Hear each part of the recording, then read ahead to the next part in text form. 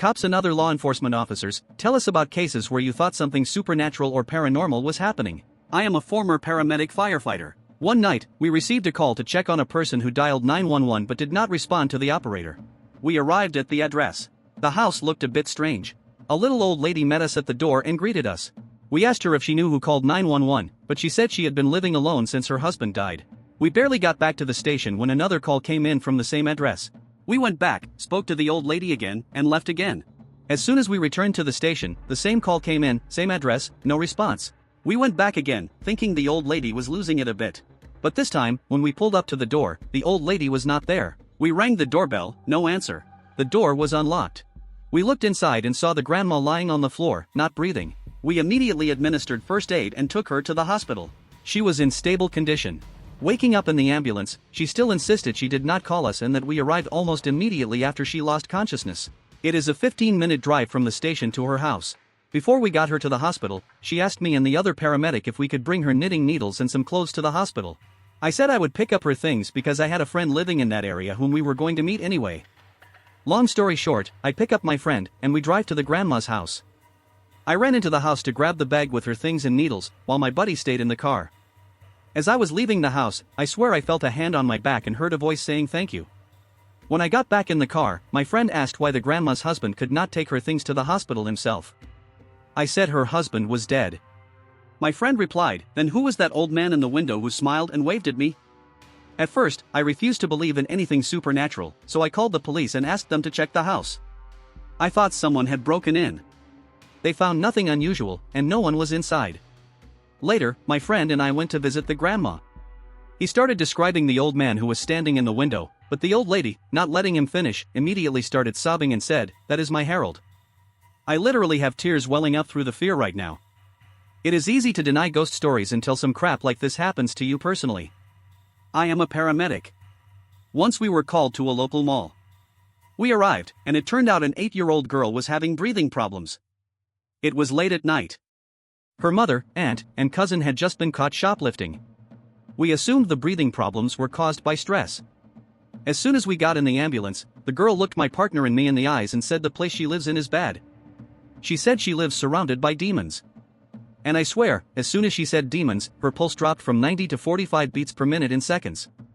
My partner and I looked at each other and immediately started trying to defuse the situation. Eventually, the girl recovered. I will never forget that incident. By the way, as soon as we stabilized her condition, of course, we immediately reported everything to the police. Not my story, but when I read it, I was pretty freaked out.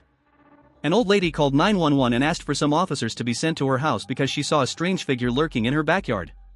She lived alone and felt unsafe that night after seeing a silhouette in the window. When the police arrived, the door was unlocked. They entered the house, saw the grandma sitting facing the window, and went to check the backyard. There were no signs of breaking and entering, nothing was missing. A high fence surrounded the house, making it practically impossible for anyone to enter the property. However, the cops found footprints inside the house.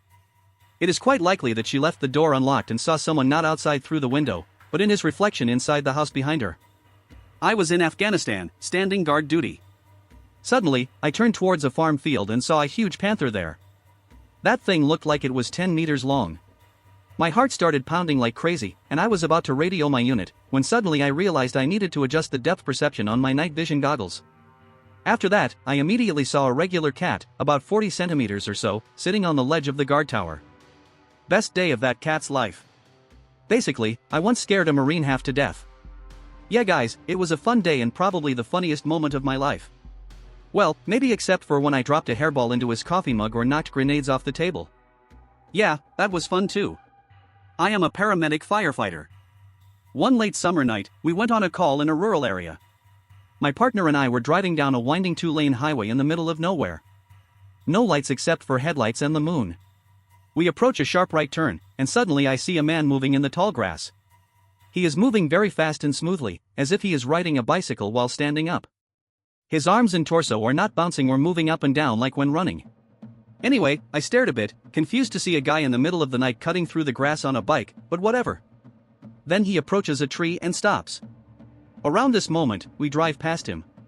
I look out the window and see him standing next to the tree without a bicycle or anything else. He is just standing and watching the truck drive by.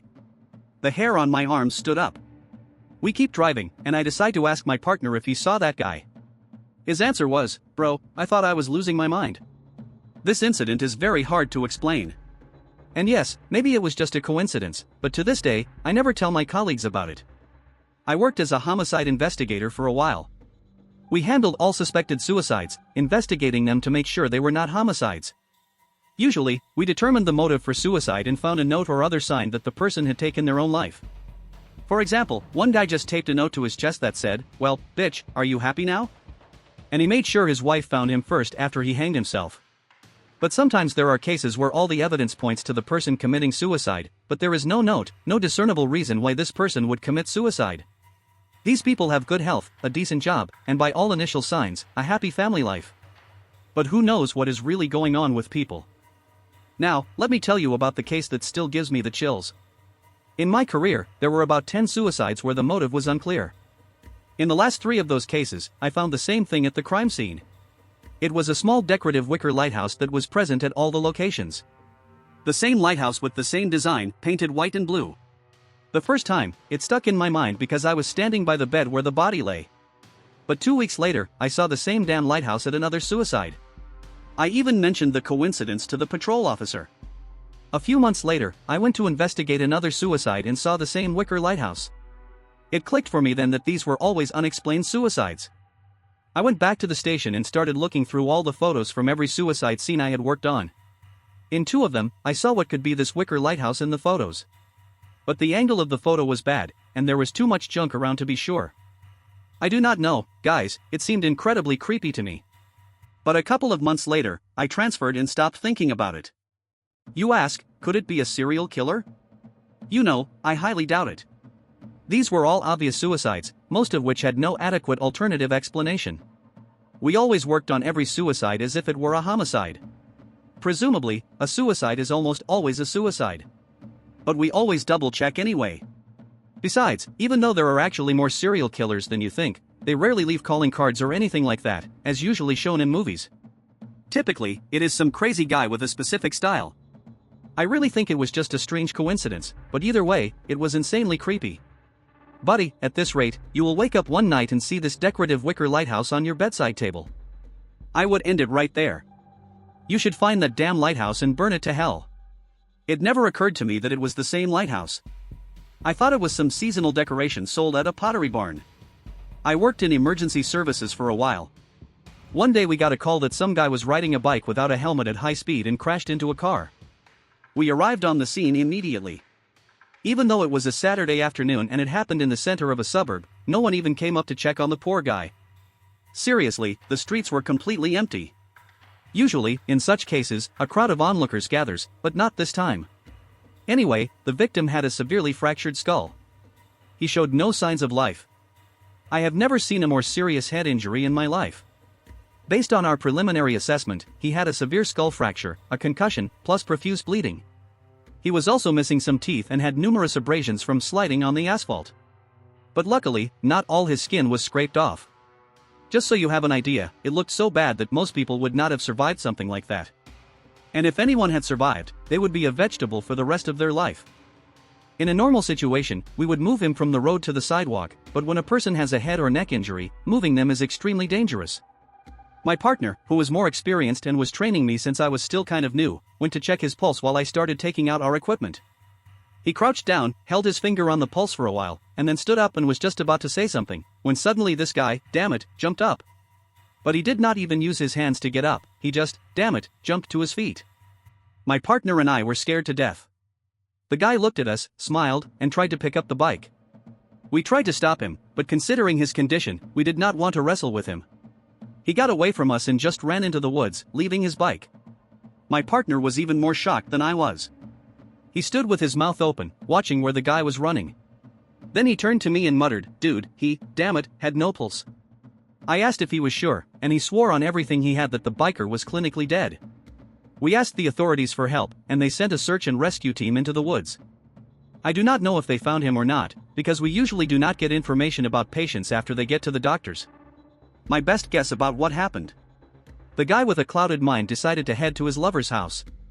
From head injuries, people usually bleed profusely, so I assume the guy left a long red blood trail that the cops could track him by. Thanks a lot for watching. In the comments, cops and other law enforcement officers, tell us about cases where you thought something supernatural and paranormal was happening. And do not forget to watch our other episodes. Bye.